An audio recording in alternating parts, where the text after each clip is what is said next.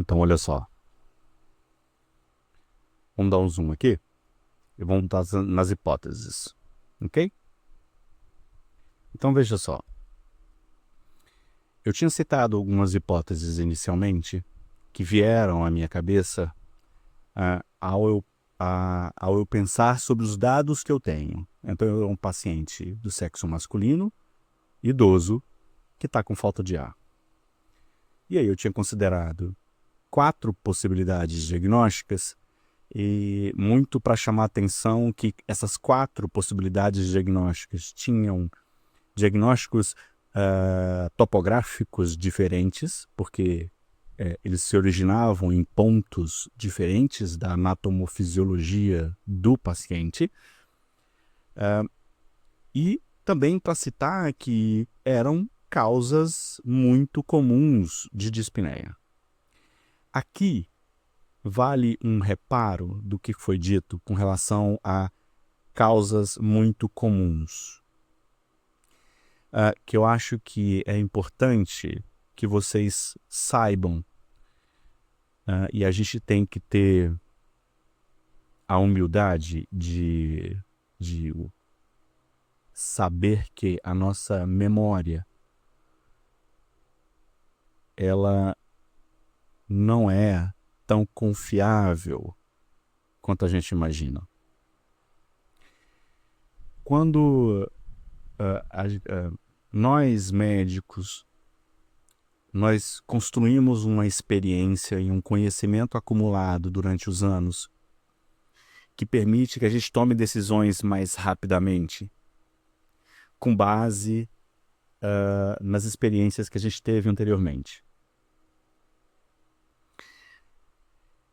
Existe uma epidemiologia da mente, epidemiologia da memória, né, que não é... E essa epidemiologia da nossa memória, essa epidemiologia da nossa experiência, ela é muito falha, tá?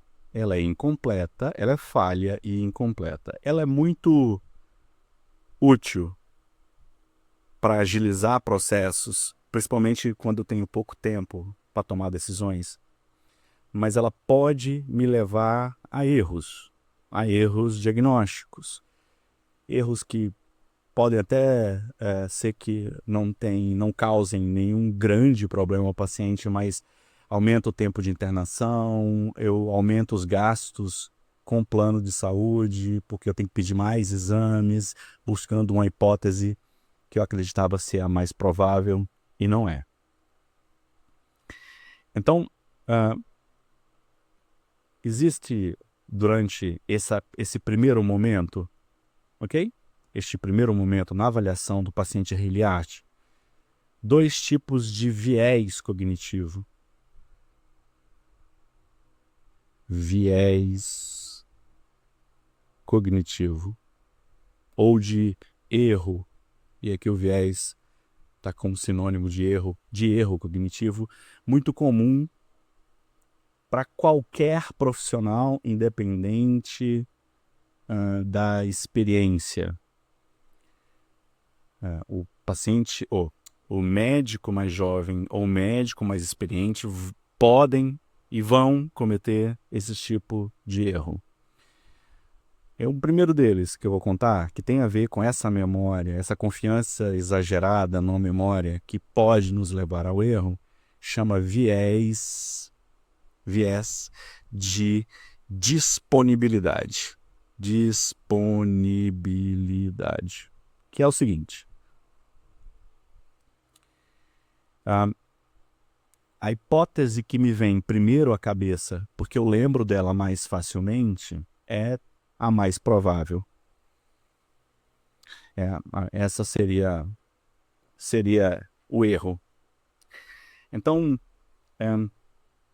o viés de disponibilidade faz com que você pense em tromboembolismo pulmonar em pacientes com dor no peito, do tipo pleurítica, porque você recentemente atendeu 2 outros casos de TEP, casos muito parecidos, em que a queixa do paciente era dor no peito do tipo pleurítica. Então, essa frescor da memória recente faz com que essa hipótese venha à frente de qualquer outra hipótese. Tá? Isso chama viés de disponibilidade. Qual que é o problema? É que quando eu falo que essa epidemiologia da memória ela é falha, porque ela não leva em consideração os casos que você esqueceu e que não eram TEP. Porque como o caso de TEP é menos comum do que outras causas, ele não vem à memória tão facilmente, ele vem à memória mais facilmente porque ela te chama muito a atenção. Então, casos, a memória, ela tem uns fatores emocionais associados que mudam a forma como você lembra das coisas. E isso muda a disponibilidade da memória na hora que você vai criar a sua hipótese. Então não dá para confiar em memória, porque ela pode te levar a erro de disponibilidade ou viés de disponibilidade. Ok? E esse viés de disponibilidade leva a um segundo erro comum, que chama fechamento prematuro do diagnóstico.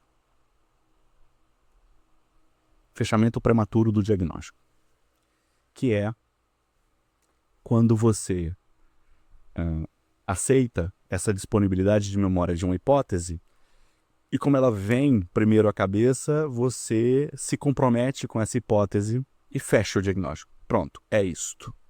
Ok? Você não considera outras possibilidades, você não continua a sua investigação, você fecha a investigação mais precocemente porque você acredita ter chegado no diagnóstico final. Ok? Isso é muito comum, induzido pelo viés de disponibilidade. E aí eu vejo muito na prática, assim, por exemplo, coisas que eu lembro recentemente que tem a ver com viés de disponibilidade. Toda vez que você está diante de uma epidemia, todo caso, você está aqui, é uma região, aliás, o Brasil inteiro, né? Uma região em que tem os momentos em que eu tenho epidemias de dengue. E aí, durante uma epidemia de dengue, toda febre é dengue. Toda febre é dengue, todos são tratados como dengue. Na maior parte das vezes eu posso acertar esse diagnóstico, mas eu considerar apenas dengue como causa de uma doença febril durante uma epidemia de dengue é empobrecer o diagnóstico diferencial. Principalmente quando eu fecho prematuramente o diagnóstico. Eu vejo muita gente pedindo sorologia para dengue porque o paciente tem plaquetopenia. Não tem mais nada, viu? Não tem febre, não tem dor de cabeça, o quadro é crônico, mas eles pedem porque pela experiência de trabalhar com dengue muitas vezes, dengue vem como uma causa muito comum de plaquetopenia. Sem levar as outras coisas em consideração, com relação a padrão temporal, sintomas que estão associados, se fecha e se gasta dinheiro fazendo uma sorologia para dengue que não seria necessária. E fechamento prematuro de diagnóstico, tem um exemplo comum que eu vi recente e tem a ver, foi agora, né, junto com os internos na enfermaria, e o paciente estava com dor lombar, e aí o paciente falou assim para as internas: não, eu estou com essa dor lombar desde ontem, e é por causa desse colchão, esse colchão aqui do hospital é muito duro. Bom, quando elas foram me passar o caso, as internas, não, doutor, ele tem uma queixa hoje. Falou dos problemas dele, era um paciente com portador de doença arterial obstrutiva periférica, que estava lá com uma ferida arterial, com necrose de um dos dedos. Ele começou a falar da dor, e aí elas foram passar o caso para mim e falaram assim: não, ele tem uma dor lombar aqui, mas é uma dor lombar associada ao colchão. Isso é exemplo clássico de fechamento prematuro de diagnóstico e foi induzido pelo próprio paciente. O próprio paciente chegou a essa conclusão e os internos compraram essa ideia.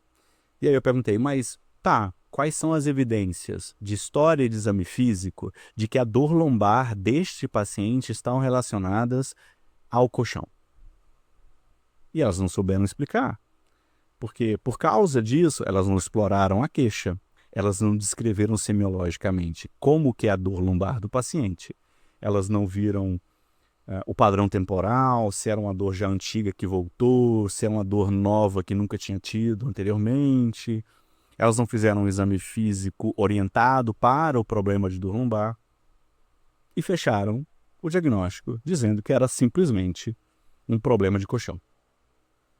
Então, esse é um exemplo de erro diagnóstico muito comum ali no início da nossa investigação, tá? A gente tem que evitar isso, e para a gente evitar isso, antigamente, e aí eu estou ficando velho, e quando a gente fica velho, a gente começa a dizer assim, na minha época, quando eu estava estudando, alguns professores meus de semiologia falavam assim, olha, você tem que colher história e você tem que evitar criar hipóteses. Você tem que evitar criar hipóteses muito cedo.